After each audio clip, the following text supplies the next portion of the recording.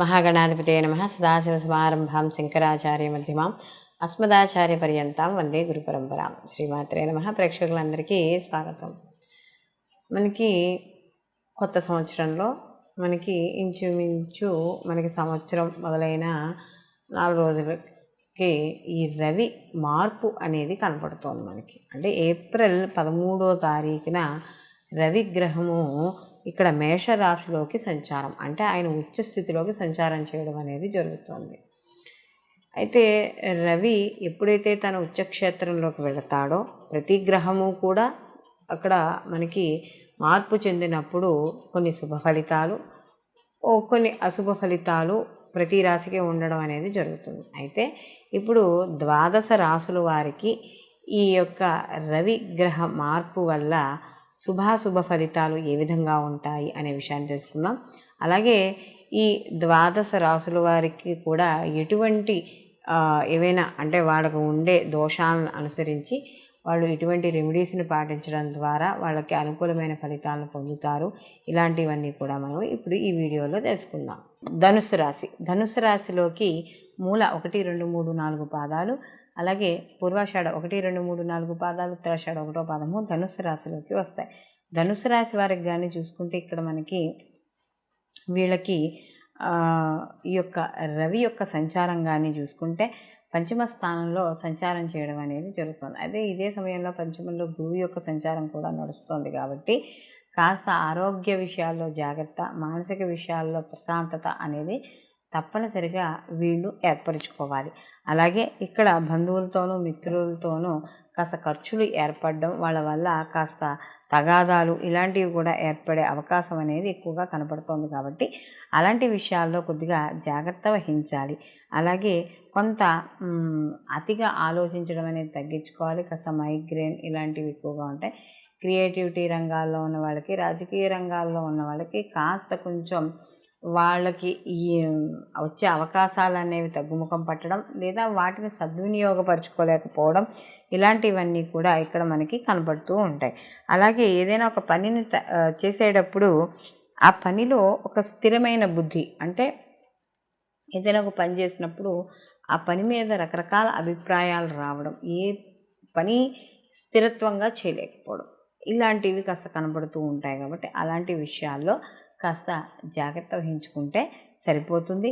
అలాగే ఇక్కడ శారీరకంగా కొంత ఉన్న వాతావరణ పరిస్థితుల వల్ల కావచ్చు, ఏదైనా సరే కొంత దేహం నీరసించబడ్డం అనేది జరుగుతుంది. కాబట్టి ఇక్కడ శారీరక దృఢత్వానికి కొంచెం నియమాలు పాటించడం ఇలాంటివన్నీ కూడా చూసుకోవాలి. మొత్తం మీద ఈ రాశిలో ఎవరైతే ఉన్నారో వాళ్ళందరికీ కూడా పంచమంలో ఉన్న రవి అంత శుభ ఫలితాలను ఇవ్వకపోయినా సాధారణమైన ఫలితాలను ఇవ్వడం అనేది జరుగుతుంది. కాబట్టి వీళ్ళు మరిన్ని మంచి ఫలితాలు పొందడానికి ప్రతిరోజు కూడా ఇక సూర్యభగవానుకు సంబంధించిన 12 నామాలని చదువుకోవడం, అదే నవగ్రహ ప్రదక్షిణాలు చేసుకోవడం, గుళ్ళోకి వెళ్ళి నవగ్రహ ప్రదక్షిణ, సూర్యభగవానుడు కూడా ఉంటాడు కదా, ప్రదక్షిణాలు చేసుకోవడం, గోధుమలు నానబెట్టి ఇక్కడ ప్రతి ఆదివారము, ఈ మాసంలో వచ్చే ఆదివారం 4 ఆదివారాలు కూడా గోధుమలు నానబెట్టి గోవుకు తినిపించడము.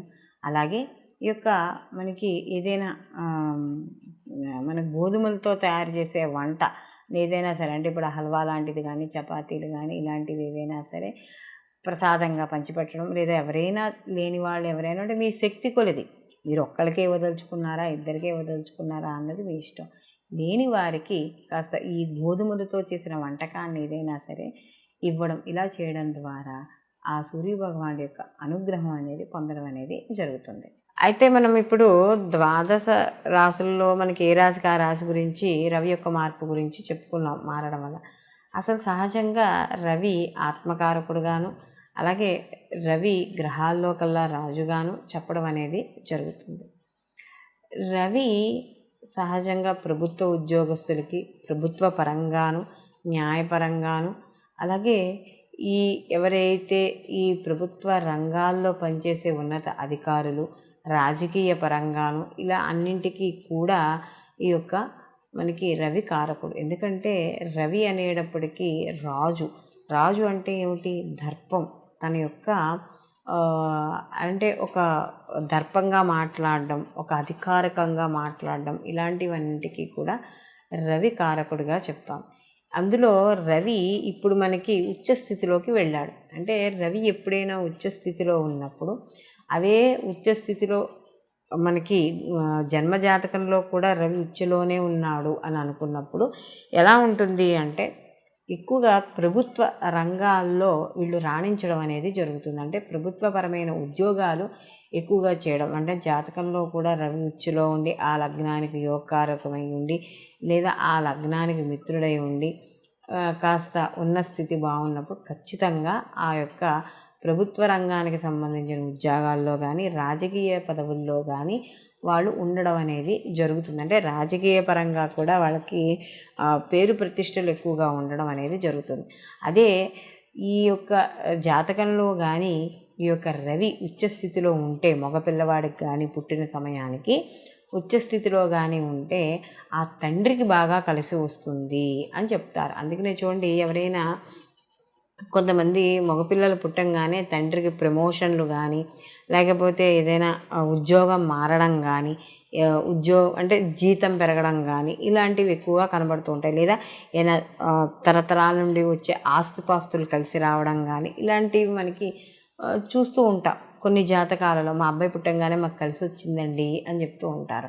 కాబట్టి ఇలాంటి వాళ్ళందరూ ఏమిటంటే, ఆ యొక్క రవి ఉచ్చ స్థితిలో ఉండంగా పుట్టిన బిడ్డలు ఎవరైతే ఉన్నారో వాళ్ళ తండ్రికి బాగా కలిసి రావడం అనేది జరుగుతుంది. అలాగే ఆడపిల్లలైతే, అంటే ఒకవేళ ఆడపిల్లలకు కానీ రవి ఉచ్చులో ఉన్నాడు అనుకోండి, వాళ్ళకు కూడా ప్రభుత్వ పరంగా కానీ, లేదా గవర్నమెంట్ అండర్టేకింగ్ ప్రకారంగా ఉన్నవి కానీ, లేదా గవర్నమెంట్లో ఉద్యోగం చేస్తే ఎంత సెక్యూరిటీగా ఉంటుందో అంత సెక్యూరిటీ ఉండడం, ప్రతి విషయంలోనూ క్లారిటీ క్లియర్గా ఉండడం, ఒక ముక్కు సూటి మనిషిగా ఉండడం, అంటే అబద్ధాలు ఆడకపోవడం, అధర్మంగా ఉండకపోవడం, ఇలాంటివన్నీ కూడా ఆడపిల్లలో ఉండడం అనేది జరుగుతుంది. అలాగే ఈ రకంగా రవి కానీ ఉచ్చస్థితిలో ఉంటే వాళ్ళకి వివాహం అయిన తర్వాత భర్తకి కలిసి రావడం అనేది ఎక్కువగా జరుగుతుంది. అంటే ఇటు తండ్రి కన్నా భర్తకి ఎక్కువగా కలిసి రావడం అనేది జరుగుతుంది. అందుకనే కొంతమంది ఆడపిల్లలు పెళ్ళి వెళ్ళిపోయిన తర్వాత వెంటనే భర్తకి కలిసి రావడం,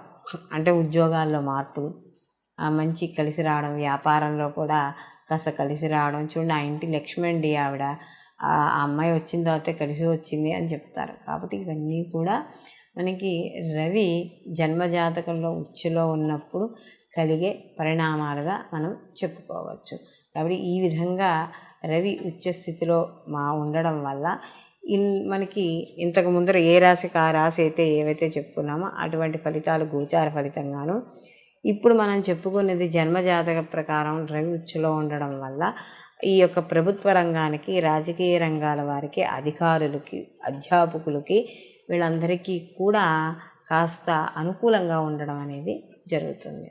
సర్వే జన సుఖినో భవంతు, లోకా సంస్థ సుఖినో భవంతు.